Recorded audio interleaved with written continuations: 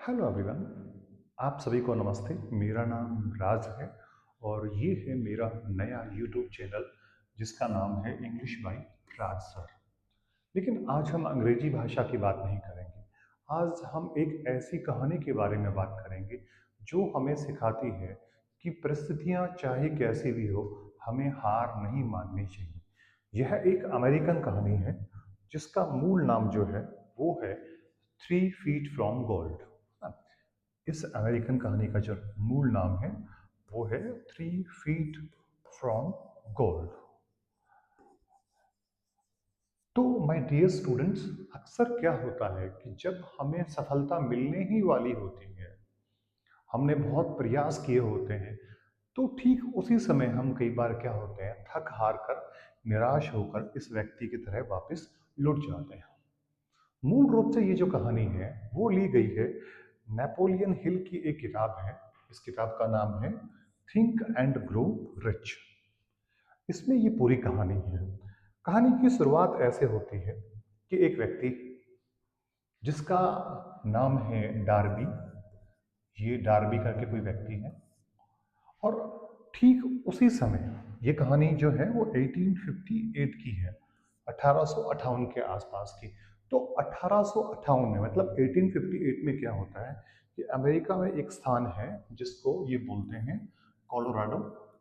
America का जो Colorado स्थान है वहां से सूचना मिलती है, वहां से एक इंफॉर्मेशन आती है कि वहां पे सोना निकल रहा है, मतलब गोल्ड मिल रहा है। इसको अंग्रेजी की भाषा में हम लोग गोल्ड रश कहते हैं। It's a gold gold rush English की भाषा में।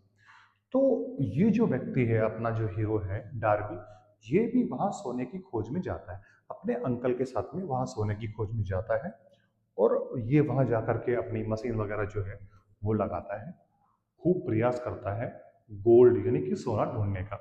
और इसको कहते हैं कि इसको, जिसको गोल्ड वैन बोलते हैं, गोल्ड वैन जो नस है सोने की, वो भी इसको मिल गई। ये चट्टानों के बीच में ये जो है कहीं ना कहीं से सबूत है, ये भी मिल गई। वो उसको ढूंढता रहा, खोदता रहा, खोदता रहा, खोदता रहा, खोदता रहा, लेकिन उसको जो सोने की जो खान है, जो माइनिंग है, वो नहीं मिल पा रही थी। जो माइंस है वो उसको मिली नहीं। तो थक हार करके इसने क्या फैसला लिया, इसने अपना जो भी मशीनरी थी, जो भी सामान था, वो सारा सामान जो है एक कबाड़ी को बेच दिया। ये जो जंक डीलर जिसको बोलते हैं अंग्रेजी में, तो उसने अपना सारा सामान जो है इस जंक डीलर को बेच देता है। लेकिन जो जंक डीलर है, कोई भी, ये टिपिकल अमेरिकन, ये बड़ा स्मार्ट होता है।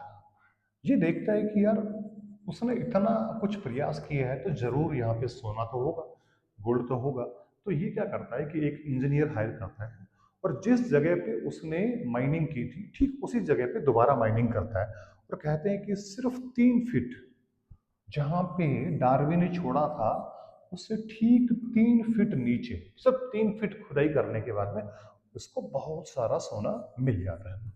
तब से ये कहावत फेमस है अमेरिका के अंदर कि 3 feet from gold, 3 feet from gold.